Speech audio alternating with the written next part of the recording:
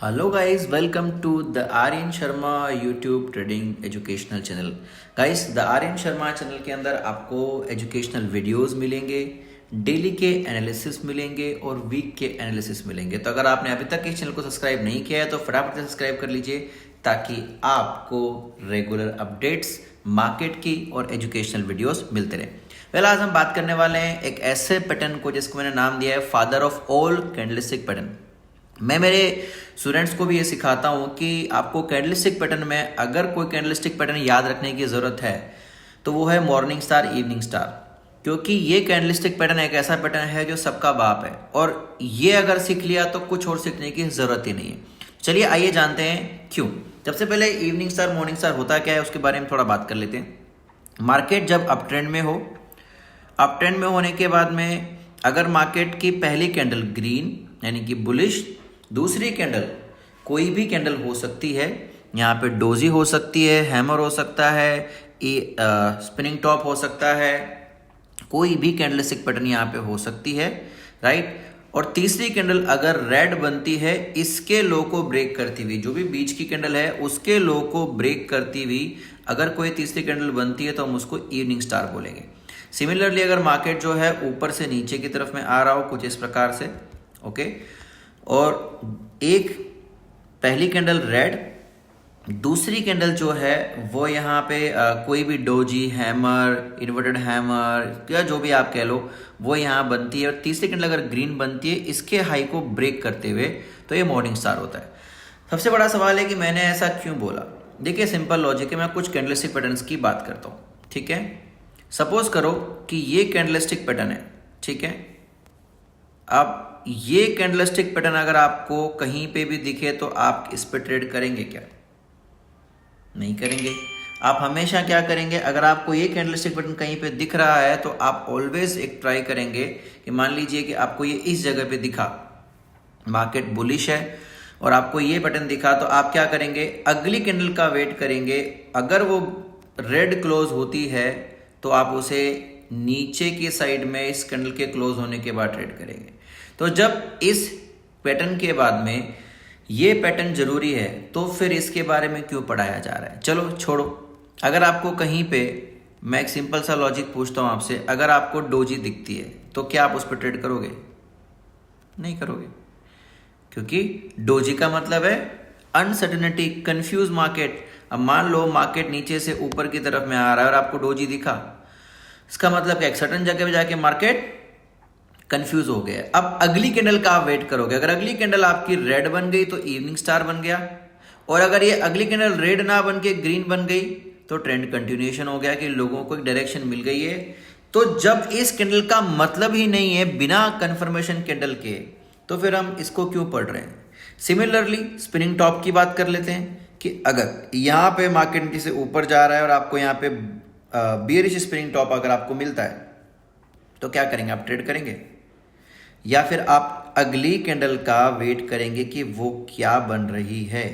मेरे ख्याल से आप अगली कैंडल का वेट करेंगे, और अगर वो अगली कैंडल, मैं कहता हूं कि अगर वो रेड बन गई तो फिर वो तो इवनिंग स्टार हो गया ना, करेक्ट? यस और नो? सिमिलरली अगर आप यहां पे बीच में कोई भी पैटर्न की बात कर लो आप मुझसे, कोई भी पैटर्न, ठीक है, हर पैटर्न का एक ही कहानी है। अब मैं आपको दिखाता हूं कैसे। चलिए अब यहाँ पे करते हैं हमारे एक्सपेरिमेंट, इसको हटा देते हैं डोजी को। अच्छा, डोजी कितने भी प्रकार के हो कोई फायदा नहीं है, किसी भी प्रकार का डोजी हो, अगली कंफर्मेशन कैंडल बनेगी तो वो इवनिंग स्टार हो जाएगा। अगर आपको ये वाला पैटर्न मिलता है तो भी आप अगली कंफर्मेशन कैंडल का वेट करेंगे, अगर वो बनती है तो अगेन ये एक इवनिंग स्टार हो गया। चलो इसके बाद अगर आपको यहाँ पे ये पैटर्न बनता हुआ नजर आता है, ठीक है, कुछ ऐसा लाइक दिस, तो भी आप अगली इस कंफर्मेशन कैंडल का वेट करेंगे, अगेन ये इवनिंग स्टार हो गया। चलो अगली बात कर लेते हैं। अगर आपको यहां पे ये पैटर्न बनता हुआ नजर आता है कुछ इस प्रकार का, जिसको आप लोग बोलते हैं हरामी, करेक्ट? क्या ये हरामी दिखते हैं, आप ट्रेड करोगे? नहीं, आप वेट करोगे अगली कैंडल क्या बनी है। तो मान लो अगर अगली कैंडल जो है वो सपोज करो कि अगली जो कैंडल है वो रेड में ऐसे नीचे क्लोज होती है, मान लो यहां से, तो अगेन आप ट्रेड करोगे उसको इवनिंग स्टार की तरह। आप बोलोगे इवनिंग स्टार थोड़ी है भाई, इवनिंग स्टार एक नाम रखा गया है, लेकिन उसका काम क्या है वो सबसे इंपॉर्टेंट है। अब देखो बहुत सिंपल है, साइकोलॉजी के साथ इस पूरी चीज़ों को समझते हैं। मार्केट, मान लो कि यहाँ पे एक रेजिस्टेंस एरिया था, ठीक है, सपोज करते हैं कि यहाँ पे एक रेजिस्टेंस एरिया है, मार्केट ने रेजिस्टेंस एरिया पे गया, वहाँ जाने के बाद बायर्स ने स्ट्रेंथ दिखाते उसको टच किया, उसके बाद में अगली जो कैंडल बनी है वो यहाँ पे ओपन होने की जगह यहाँ ओपन हुई, मतलब गैप डाउन ओपन हो गई। पहली बात तो गैप डाउन ओपन होने के बाद में उसने जो क्लोज किया वो यहाँ पे किया, यानी कि कुछ तो दम दिखाया है सेलर्स ने। अब इस रेजिस्टेंस एरिया पे आप ट्रेड कब करोगे? अभी कूद जाओगे? नहीं, आप कंफर्मेशन का वेट करोगे। कंफर्मेशन से क्या मतलब है कि भाई ये जो बायर की हेकड़ी चल रही थी, क्या वो हेकड़ी टूटी या नहीं टूटी, और क्या सेलर्स जो हैं उनमें दम आया कि नहीं आया। तो आप क्या करोगे? हमेशा वेट करोगे इस वाले लेवल के ब्रेक होने का, ये वाला रेड लेवल ब्रेक होने का, कि अगर ये ब्रेक हो गया इसका मतलब जो एक साइकोलॉजिकली जो ट्रेड करते हैं कि हाँ भाई अब यहाँ से सेलर्स को स्ट्रेंथ मिल रही है, तो बहुत सारे लोग जो कंफर्मेशन के बाद ट्रेड करते हैं वो तो यहाँ इसके बाद अगली कैंडल के क्लोज होने का वेट ही करेंगे, और जब वो इसके नीचे बिलो दिस लेवल अगर क्लोज होगी तभी वो ट्रेड करेंगे। तो साइकोलॉजिकली समझ के देखो इस इवनिंग स्टार को, नाम के अनुसार नहीं। क्यों इवनिंग स्टार नीचे मार्केट को लाता है, क्यों मॉर्निंग स्टार मार्केट को ऊपर ही लेके जाता है, मैं आपको सिंपली लॉजिक के साथ समझाता हूं। फिर से मान लो मार्केट यहां जा रहा था, ये एक रेजिस्टेंस एरिया है, और यहां पे मार्केट ने सपोज करो एक डोजी फॉर्म कर दिया। डोजी का मतलब क्या है? कंफ्यूज, मार्केट कंफ्यूज हो गया है। अब कंफ्यूज का मतलब यहां पे ना बायर डिसीजन ले पा रहे हैं ना सेलर डिसीजन ले पा रहे हैं, करेक्ट। अगर यहां पे इसी जगह पे बायर अपना पावर दिखा के मार्केट को ऊपर ले जाए, ठीक है, तो ये ट्रेड क्यों बन गई बाय में, ट्रेंड कंटिन्यूएशन में, कि भाई आया था, सेलर्स ने ट्राई करी लेकिन बायर ज्यादा पावरफुल थे, उन्होंने इस वाली कैंडल को, यानी कि जहां सेलर घुसे उसी जगह पे सेलर्स की बैंड बजाई और ऊपर चला गया मार्केट। क्लियर है?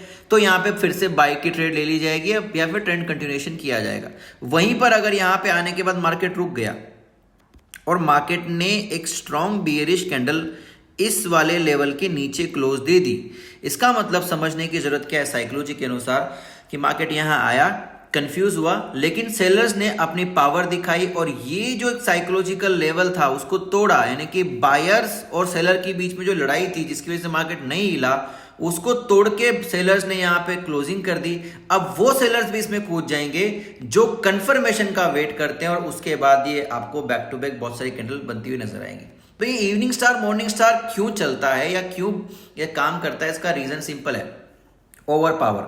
अभी तक बायर दम दिखा रहे थे, यहां पे इसके नीचे कैंडल क्लोज होने के बाद में सेलर्स ने अपना पावर दिखाया और ऊपर चला गया। सिमिलरली मॉर्निंग स्टार के लिए, तो ये जो कैंडल है बीच की, यहां पे कोई कैंडल मैटर नहीं करती, यहां पे कुछ भी आप बना लो, आप यहां पे जो मर्जी कैंडल आपको बनाना है बना लो, उससे कोई फर्क नहीं पड़ता, क्योंकि इस कैंडल का वजूद ही नहीं है। बीच वाली का वजूद किसका है? अगली कैंडल का, जो इसके नीचे क्लोज होनी चाहिए। और जब भी ये बनेगा, तो मैंने इसको इवनिंग और मॉर्निंग का नाम दिया है, क्योंकि अगर आपने सिर्फ एक कंसेप्ट याद कर लिया, ये कोई कैंडलस्टिक पैटर्न नहीं हुआ, एक कंसेप्ट हुआ कि भाई क्यों इवनिंग मॉर्निंग काम करता है, नंबर 1।